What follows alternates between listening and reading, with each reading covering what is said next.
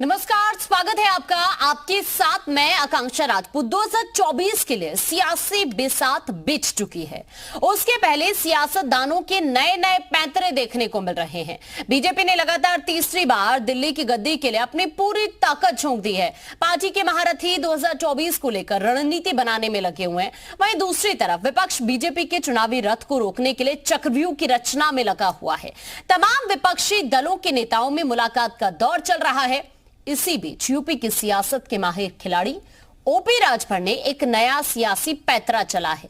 अब तक बीजेपी के साथ जाने की बात कर रहे ओपी राजभर ने एक बार फिर तीसरे मोर्चे की वकालत की है। उन्होंने कहा है कि अगर कांग्रेस, समाजवादी पार्टी, बहुजन समाज पार्टी और साथ साथ जयंत चौधरी और नीतीश कुमार एक साथ आ जाते हैं तो यूपी में 75 से ज्यादा सीट जीत जाएंगे। और अगर सभी साथ आते हैं तो वो बीजेपी को छोड़कर तीसरे मोर्चे के साथ जाना पसंद करेंगे।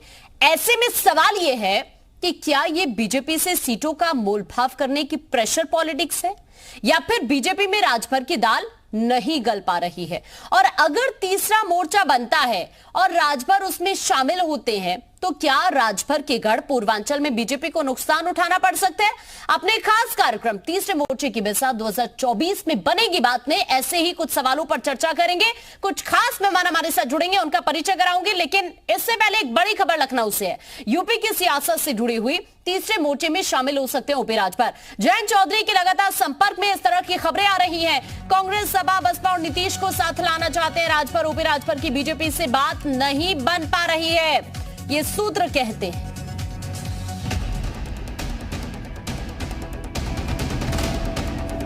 मायावती जी, अखिलेश जी, सोनिया जी और नीतीश जी, जयंत जी, ये लोग इकट्ठा हो जाएं कि जिस दिन आने का ऐलान उस दिन हम भी इनके मंच पे खड़े नजर आएंगे। 2 घंटा पहले खाली हमको बता दें तो इन लोगों के पहुंचने से पहले मैं पहुंच जाऊंगा।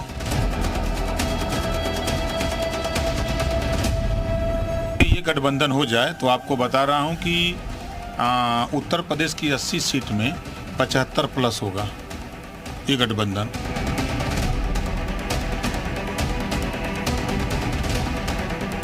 हमारे दरवाजे सबके लिए खुले हैं। जो आना चाहे, बात करना चाहे और बात हमारी कुछ वो मान लें, कुछ हम उनकी मान लें, तो साथ खड़े हो जाएंगे।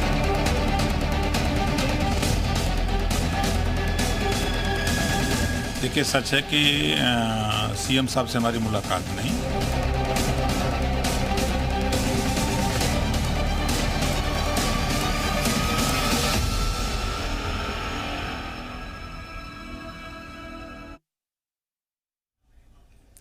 तो देखिए, इस वक्त कुछ खास मेहमान हमारे साथ जुड़ने जा रहे हैं, उनका परिचय मैं आपसे करा देती हूँ। हरीश चंद्र श्रीवास्तव बीजेपी से इस वक्त प्रवक्ता हमारे साथ जुड़ गए हैं। बहुत स्वागत है आपका हरीश चंद्र जी। और प्रोफेसर भुवन भास्कर जोशी इस वक्त हमारे साथ समाजवादी पार्टी से जुड़ गए हैं। भुवन भास्कर जी, आपका भी बहुत स्वागत है।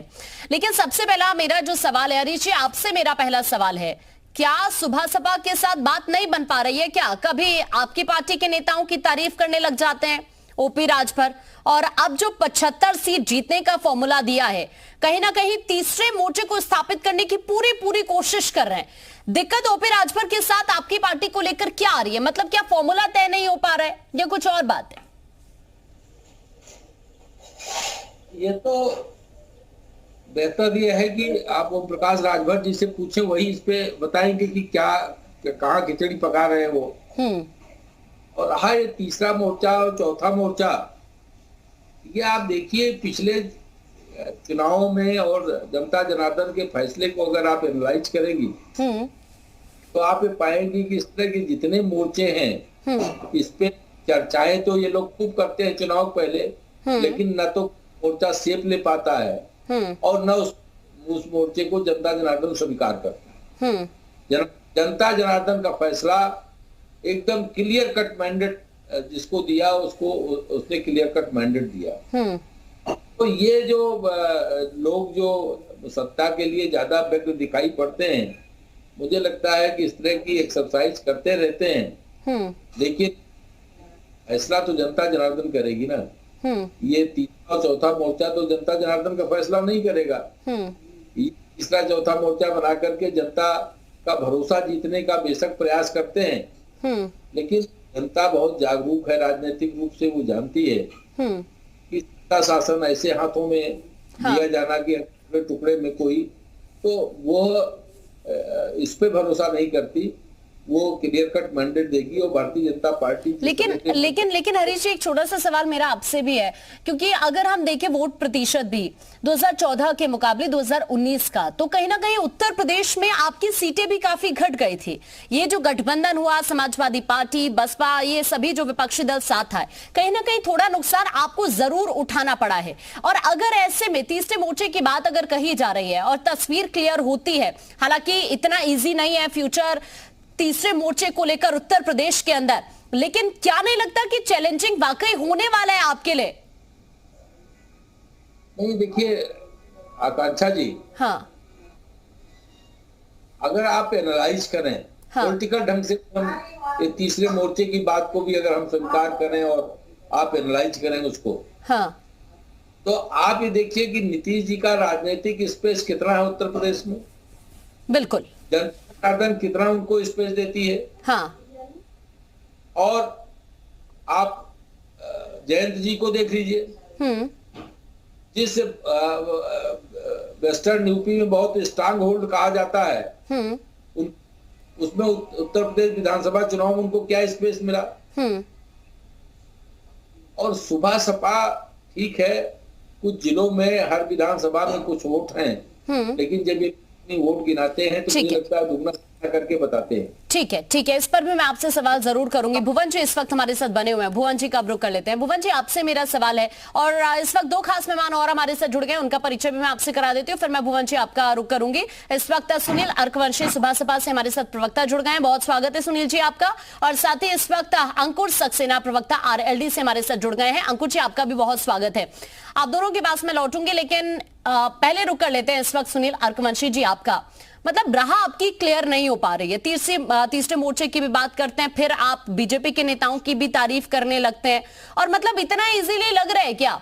तीसरे मोर्चे की बात तो आप करें, फ्यूचर क्या दिख रहा है तीसरे मोर्चे का? बैठकें भी चल रही है, समाजवादी पार्टी की राह अलग दिख रही है, बसपा सुप्रमुख की राह अलग दिख रही है, कल भी मीटिंग कर रही थी। इतना इजी लग रहा है सुनील जी आपको? नहीं, देखिए, सबसे बड़ी बात मैं आपको बता दूं, यहाँ मुलाकात की बात को लेकर ये जरूरी नहीं कि हमारी माननीय राष्ट्रीय अध्यक्ष श्री ओम प्रकाश राजभर जी जब मुलाकात करते हैं तो सिर्फ गठबंधन को लेकर ही मुलाकात करते हैं। अभी कुछ दिन पहले चला दिया गया था कि माननीय मुख्यमंत्री जी से मुलाकात हो रही है और माननीय मुख्यमंत्री जी के पास वो गए थे, सरकार में शामिल हुए।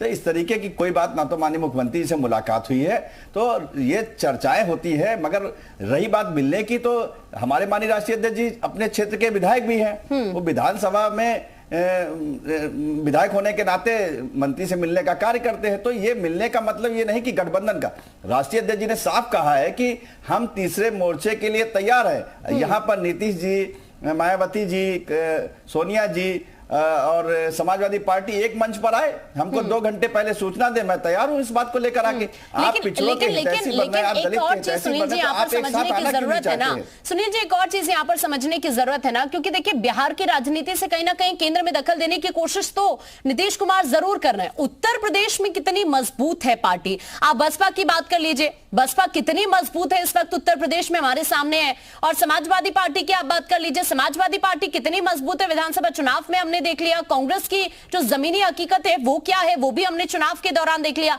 मतलब इतना इजीली तो नहीं लग रहा कि आप बीजेपी, आप देखिए ना कि अभी 9 महीने का वक्त बचा हुआ है, 9 साल की उपलब्धि बीजेपी गिना रही है लोगों को, और कहीं ना कहीं एक यहां पर लाभ लेने की कोशिश कर रही है। अन्य पार्टी को आप देखिए, आप खुद देखिए, आपकी राह भी अभी क्लियर नहीं है।